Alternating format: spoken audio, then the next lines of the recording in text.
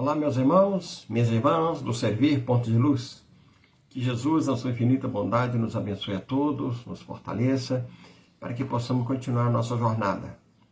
Nessa oportunidade, o assunto que nos foi solicitado é sobre a imortalidade da alma. E nós, estudiosos do Espiritismo, como somos todos, né? A gente entende que a imortalidade é um dos é um dos princípios fundamentais que a doutrina espírita nos apresenta.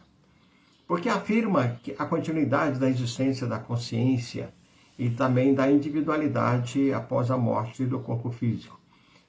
E nós percebemos isso muito claramente porque a nossa lógica, nos apresenta isso. Então a doutrina espírita, baseada na revelação dos espíritos, propõe que a vida não cessa com a morte do corpo físico, mas sim que a alma, o espírito, se desprende do corpo, porque ele já não tem mais nenhuma serventia, como uma roupa velha, e segue o seu processo de evolução num outro plano da existência. Deus, na sua infinita bondade, sempre nos apresentou essas oportunidades de crescimento, porque Ele nos criou, então Ele sabe o que é necessário para cada um de nós. Vamos falar um pouquinho desses princípios fundamentais do Espiritismo, O primeiro deles é a existência de Deus como a inteligência suprema e causa primária de todas as coisas, conforme está na pergunta número 1 do Livro dos Espíritos. Kardec abre com essa questão muito importante. Depois, o outro princípio é sobre a imortalidade da alma, porque ela sobrevive à morte do corpo físico. Mais adiante nós vamos esclarecer um pouco melhor alguns aspectos da filosofia da doutrina espírita, para entender essa sobrevivência da morte do corpo físico e a sobrevivência da alma. Depois a gente tem que entender a reencarnação, quer dizer, se o corpo morre e a alma precisa ainda continuar o seu processo evolutivo, então ela passa obrigatoriamente pelo processo encarnatório. Então, esse processo de renascimento em sucessivas vidas para a evolução moral e intelectual. É importantíssimo, meus irmãos, nós entendermos que fomos criados para sermos seres evoluídos, para sermos seres divinos, porque nós fomos criados com a essência de Deus, Então, nós temos essa partícula divina dentro de nós. Outro item importantíssimo dentro dos princípios fundamentais é a comunicabilidade dos espíritos, porque permite a interação entre os vivos e os mortos. É o processo da mediunidade, tão discutido, tão conversado, tão falado, tão estudado e ainda, infelizmente, pouco entendido pela grande maioria das pessoas. Embora saibamos que todos nós somos médiuns, todos nós, em maior ou menor grau, mas todos nós somos médiuns. Está lá na pergunta 459. Interfere os espíritos em nossos pensamentos, em nossas ações? E os espíritos disseram, muito mais do que podeis imaginar. De ordinário, são eles que vos dirigem. Então, essa certeza que a doutrina espírita nos apresenta, dizendo que recebemos essas informações, recebemos as intuições, recebemos o pensamento dos nossos irmãos desencarnados, claro, então somos médiuns, podemos dizer isso, porque ser médium é aquele que recebe no menor grau possível essa interação com o mundo espiritual. Vejamos ainda mais um outro ponto, mais um outro princípio fundamental da doutrina espírita, que é a pluralidade dos mundos habitados. Indica que a vida não se restringe à Terra. E a ciência hoje, a cosmologia, tem mostrado para nós a possibilidade de inúmeros, de centenas, talvez milhares de corpos celestes com iguais condições de vida como a Terra tem.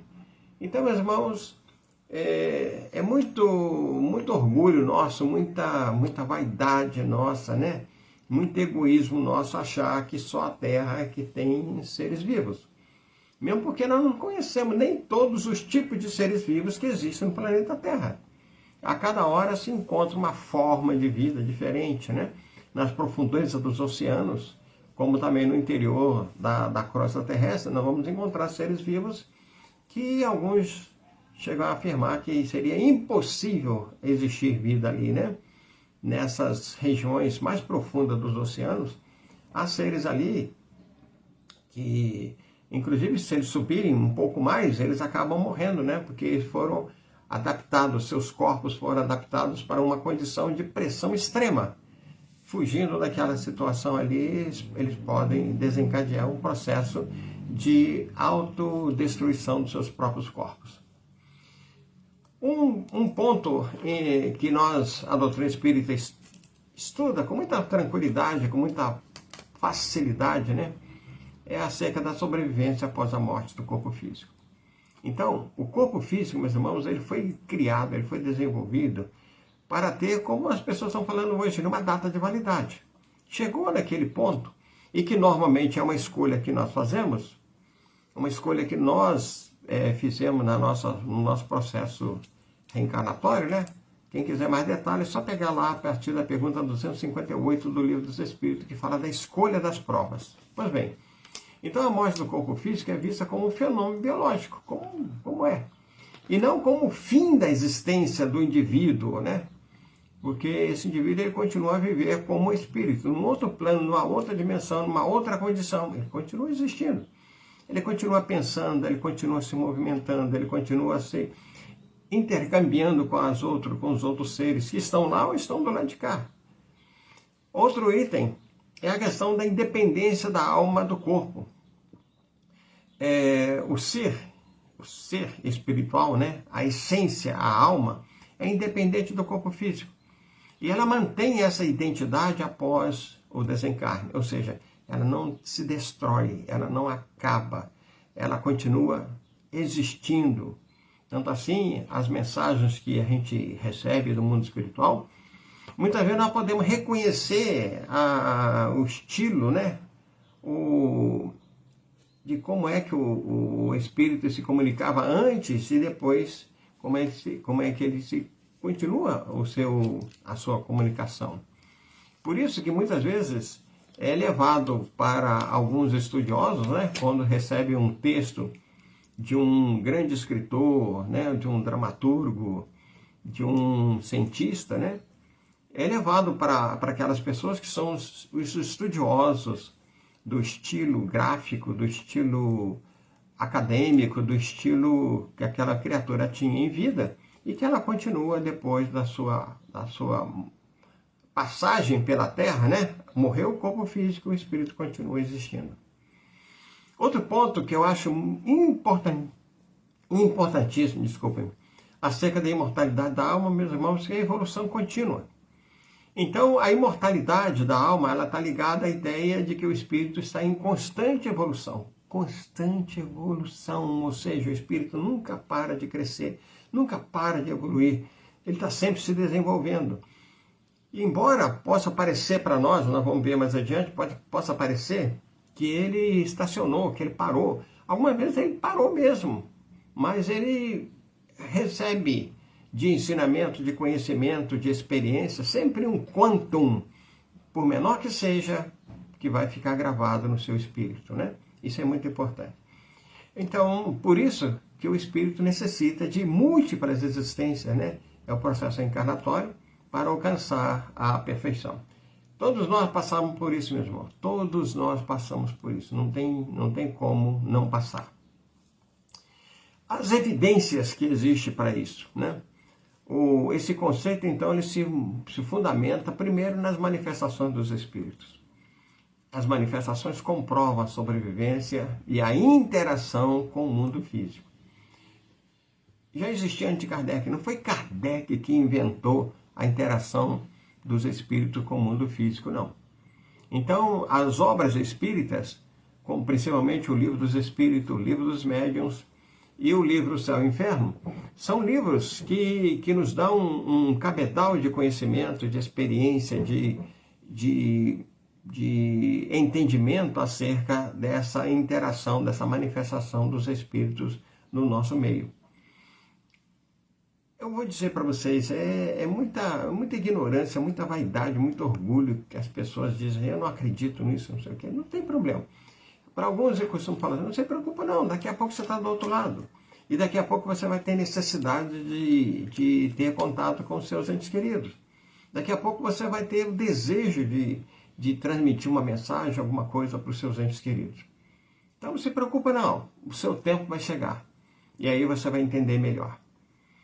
Aí tem gente que fala, mas aí eu não vou me lembrar. Vai sim, de lá para cá é que fica difícil a gente se lembrar. De lá para cá. Mas daqui para lá o Espírito vai ficar bem ciente de tudo o que ele pensou, das promessas que ele fez, né?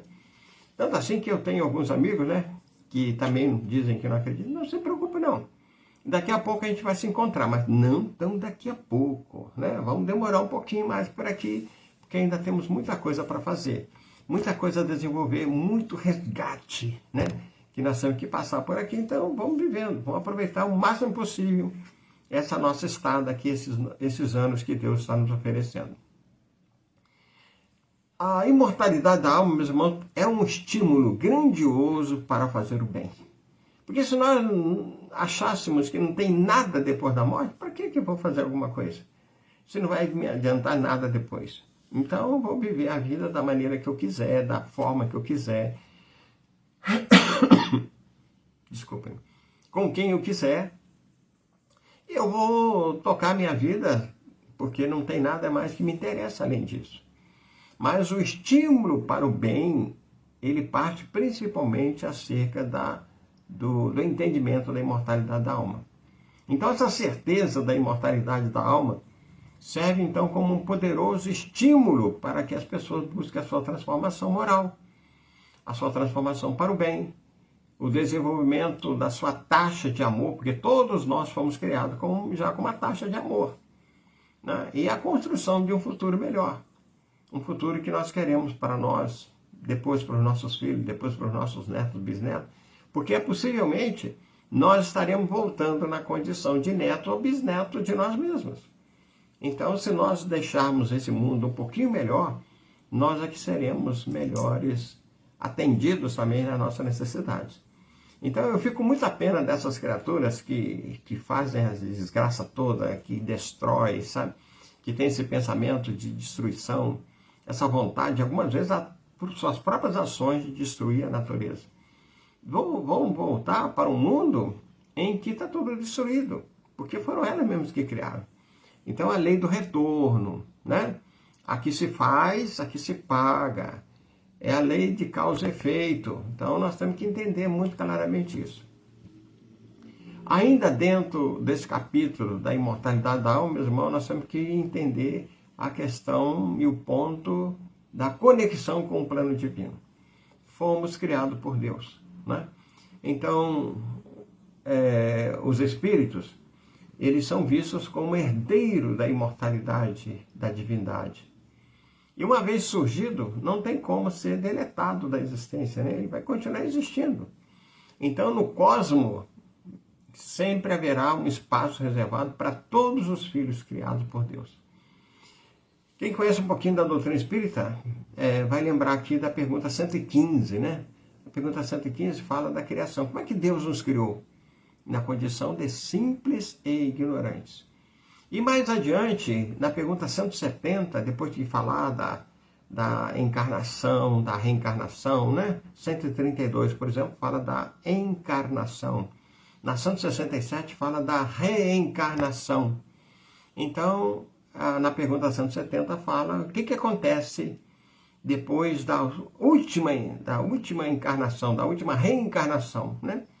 Então, é quando o espírito vai entrar na categoria dos espíritos puros, ou seja, ele passou pela terceira categoria, que é a categoria dos espíritos imperfeitos, passou pela segunda categoria, que é dos bons espíritos, e chega nessa primeira categoria, que é a dos espíritos puros, né? Que são aqueles que não têm mais necessidade de reencarnar, aqueles que não têm mais necessidade de passar pelas provas, pelas expiações, né? Eles vão ser aqueles trabalhadores do plano divino, vão ser os colaboradores de Deus mais diretamente. Vamos falar um pouquinho sobre essas questões que tanto se fala, né, acerca da imortalidade da alma. Como é que a doutrina espírita entende a imortalidade da alma? Então, Nós já falamos na pergunta 115, que fala da criação, e na pergunta 170, que fala da perfeição, quando nós chegamos lá. Agora, meus irmãos, vamos lembrar que Deus, na sua infinita bondade, na sua infinita sabedoria, Ele deu para cada um dos seus filhos uma missão. E qual que é a finalidade dessa missão? É de esclarecê-los e de fazer com que chegue progressivamente à perfeição. Ou seja, Deus não tem pressa da nossa perfeição. A cada um vai marchar na sua passada, cada um vai marchar no seu tempo, cada um vai escolher os seus caminhos. Então, é esse entendimento, o conhecimento da verdade, né, que vai fazer com que nós nos aproximemos cada vez mais de Deus. Esse ponto é fundamental, é muito importante para nós podermos compreender melhor, né? Como é que nós podemos compreender Deus? Porque nós somos muito longe ainda.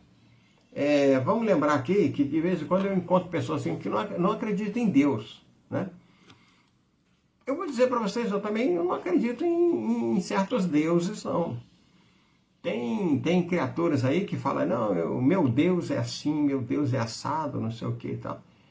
E pelo comportamento que essas pessoas têm, eu não acredito no Deus. Não posso, eu sou um ateu em relação ao Deus que essas pessoas têm. Porque é um Deus completamente diverso daquele que nós aprendemos na doutrina espírita. Que é um Deus de amor, de bondade, de infinito conhecimento, e que dá a cada um de nós de acordo com as nossas necessidades, de acordo com o nosso merecimento. É um Deus que é bom, mas é justo. É um Deus que nos ensina a caminhar pelos nossos próprios passos, de acordo com a nossa vontade. Por isso que deu para a gente o tal do livre-arbítrio. E eu não tenho vergonha nenhuma de dizer para vocês, sabe? Porque como eu vim da Igreja Católica, e estudei profundamente acerca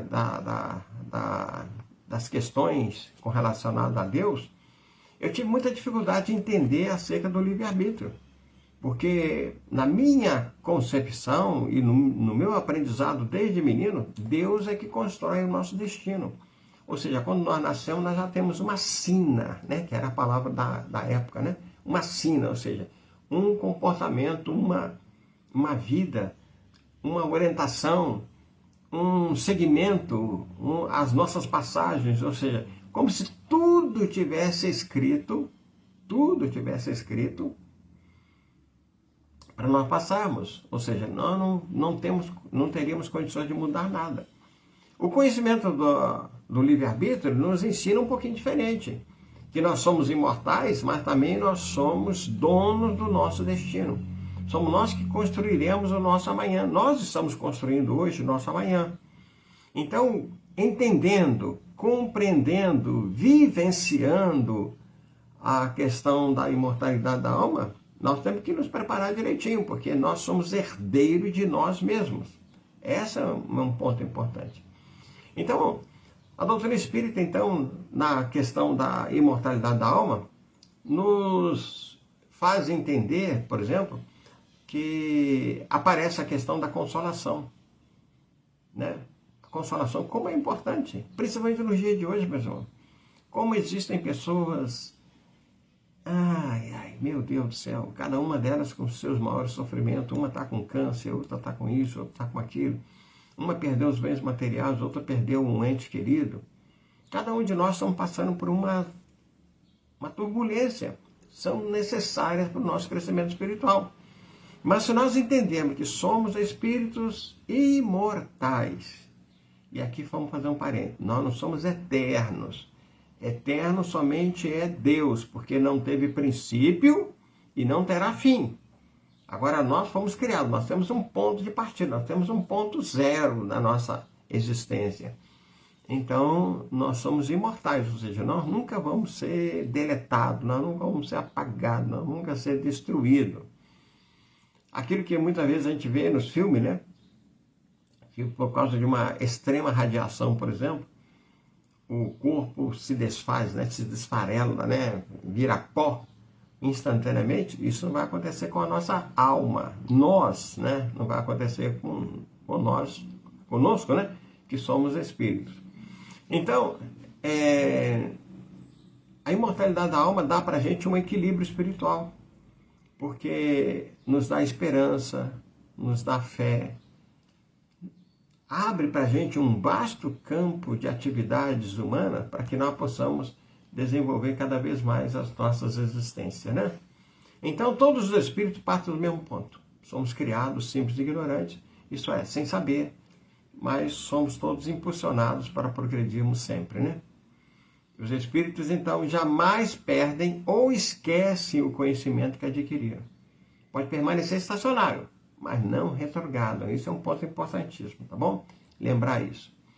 Então, a alma, esse ser imaterial, lembrar isso. Por isso que muita gente acha que tem que...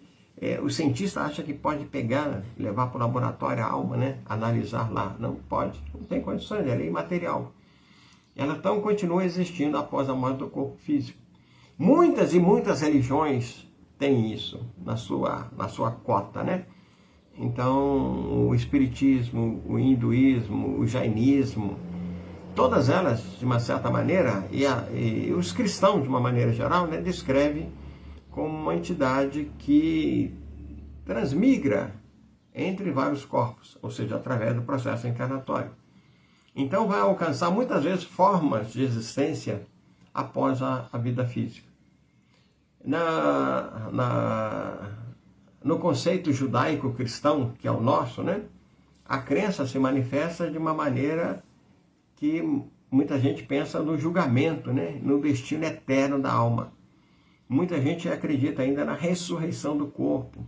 A doutrina espírita, ao invés da ressurreição do corpo, que seria a volta para o mesmo corpo, nós acreditamos na reencarnação, ou seja, voltarmos a um corpo um pouquinho diferente. Desde os gregos, como Platão, né, todos eles defenderam a imortalidade da alma e argumentando que a natureza espiritual é que torna incorruptível o nosso espírito na medida que nós vamos progredindo, nós vamos ascendendo às instâncias superiores, vamos subir nesses degraus, né? E vai nos libertando das limitações do corpo mortal. Vai chegar um ponto, meu irmão, que nós não teremos mais necessidade dessa preocupação enorme que nós temos, porque nós podemos progredir no mundo espiritual.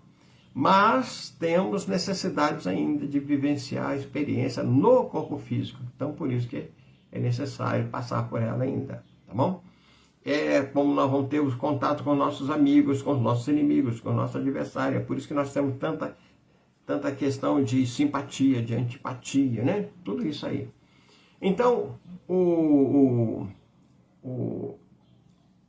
a progressão do espírito é esse somatório, né, dos acréscimos, das qualidades morais e intelectuais, né, que o espírito vai adquirindo em cada uma reencarnação. Então, por exemplo, eu observava muito meus alunos, né, a dificuldades, quando eu dava aula de química, né, a dificuldade de entender a química, meu Deus do céu, e eu achava tão fácil, tão simples, né, bastava uma pequena compreensão acerca dos átomos, acerca da força que cada um tem para se atrair ou para se repelir. Mas sim, a gente tem uma dificuldade, da mesma forma que tem pessoas que têm dificuldade com a língua, determinadas pessoas têm dificuldade com a matemática, com a física, né? Com a biologia. Ou seja, em cada momento nós vamos subindo os degraus, em cada momento nós aprendemos uma coisa. Então, por isso que nós vamos ter necessidade ainda de muitas e muitas reencarnações para a gente chegar lá, né? Vamos pegar aqui, eu gosto muito do Livro dos Espíritos, porque ele é fundamental para o nosso entendimento. Então, na pergunta 98, Kardec questiona, o espírito pode degenerar, ou seja, ele pode regredir? Os espíritos responderam para Kardec, não. À medida que avançam, compreendem que o distanciavam da perfeição. Quando o espírito termina uma prova, fica com o conhecimento que adquiriu e não esquece jamais. Pode permanecer estacionário, mas não retrograda.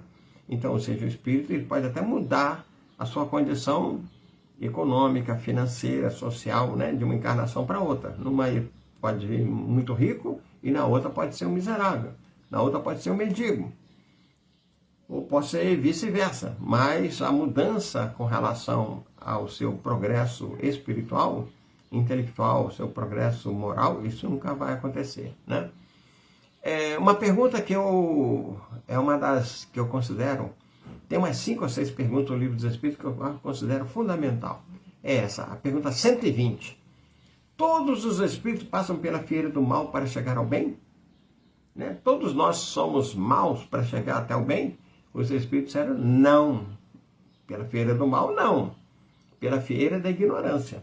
Ou seja, à medida que nós vamos saindo do processo da ignorância, conforme está na pergunta 115, o espírito é criado simples e ignorante.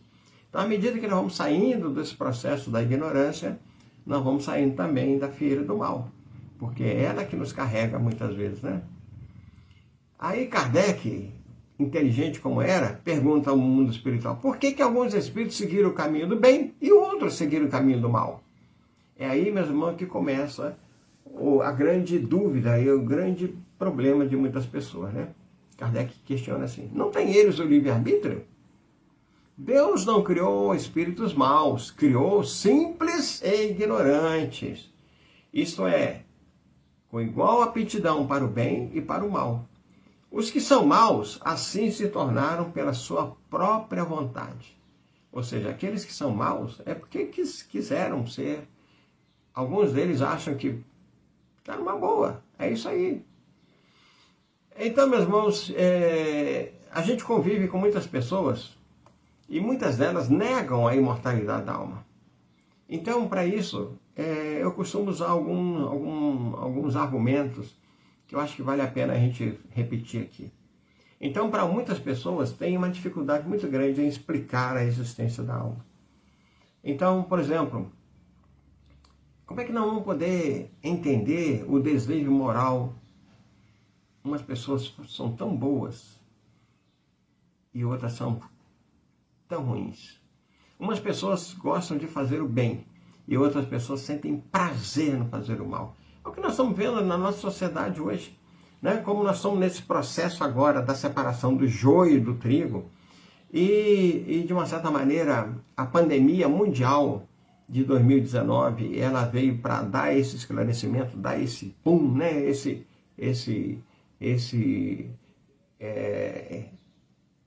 Acelerar o processo, né? E a gente está vendo o desnível do progresso moral. Como muitas pessoas hoje estão mostrando as suas garras, né? Mostrando aquilo que há de pior. Os sentimentos mais dolorosos, mais... Ai, Deus, não tem nem palavra para isso, né? Mas é isso. Até mesmo no nosso meio espírita. Até mesmo no nosso meio espírita nós vamos encontrar pessoas que têm uns pensamentos, né? Lamentáveis, contrário completamente à doutrina espírita.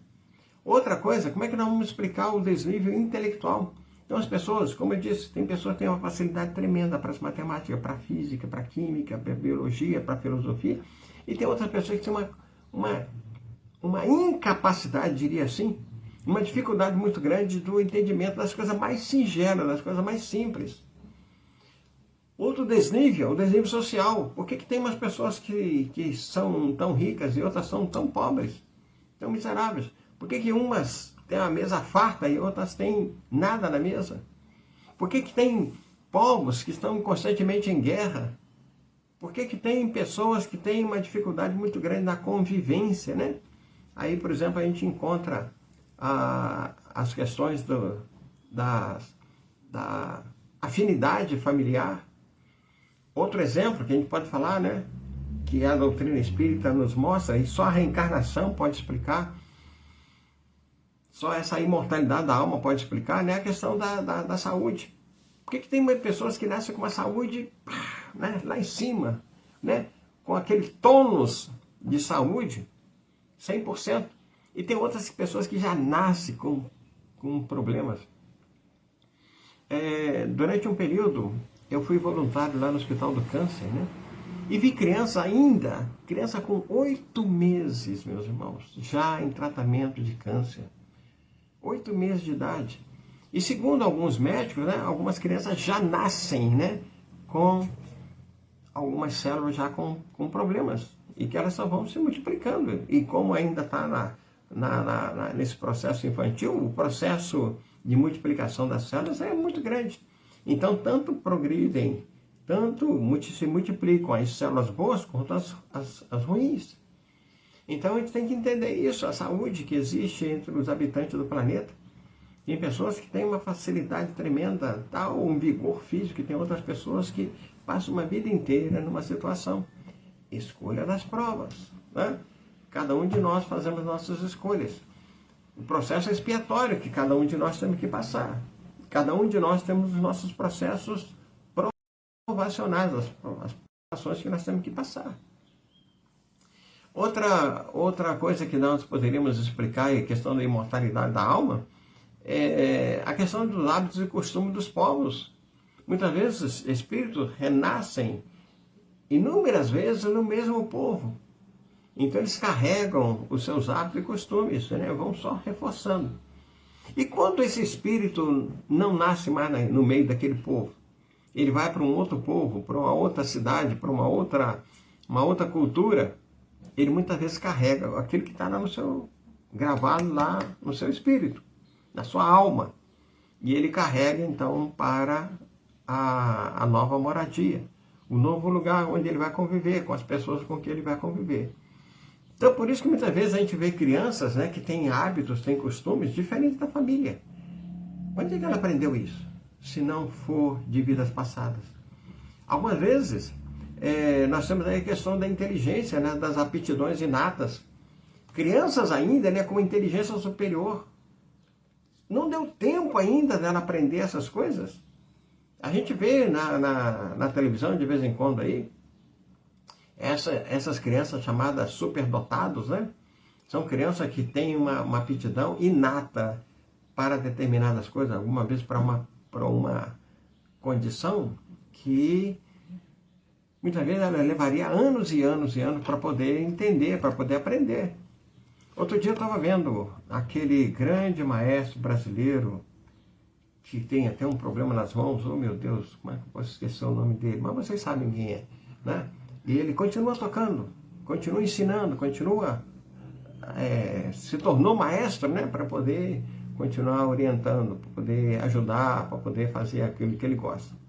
Pois bem, esse maestro estava falando, né? Mostrando acerca de uma criança. É um menino de 6 anos que toca piano. Ele falou assim, para chegar a esse nível, ele teria que passar pelo menos por 12 anos de um conservatório, tendo aulas semanais, constantes. Ou seja, o menino tem menos da metade da idade que seria necessário passar num conservatório de música para poder entender aquele mecanismo, poder entender aquela situação. Olha bem, só a reencarnação para explicar isso aí, só a continuidade, só a imortalidade da alma para poder esclarecer isso. E o outro ponto, meus irmãos, é a questão da simpatia e das antipatias terrenas, né? Muitas vezes dentro do próprio núcleo familiar. Como é que nós vamos entender isso se não for através da imortalidade da alma? Aqueles espíritos que não são nada fraternos, que precisam reencarnar juntos para poder acertar os seus ponteiros, né? Então é isso. Que Deus, na sua infinita bondade, nos abençoe e nos faça entender cada vez mais essa necessidade de ter esse intercâmbio com as outras pessoas, vivenciar da melhor maneira possível, porque somos espíritos imortais. O que nós não fizemos hoje, vamos ter que fazer amanhã. O que nós deixarmos para fazer hoje, provavelmente nos será cobrado no dia seguinte. Que Deus, na sua infinita bondade, nos abençoe, nos ampare hoje e sempre. Muito obrigado e fiquem todos na paz e até uma próxima oportunidade.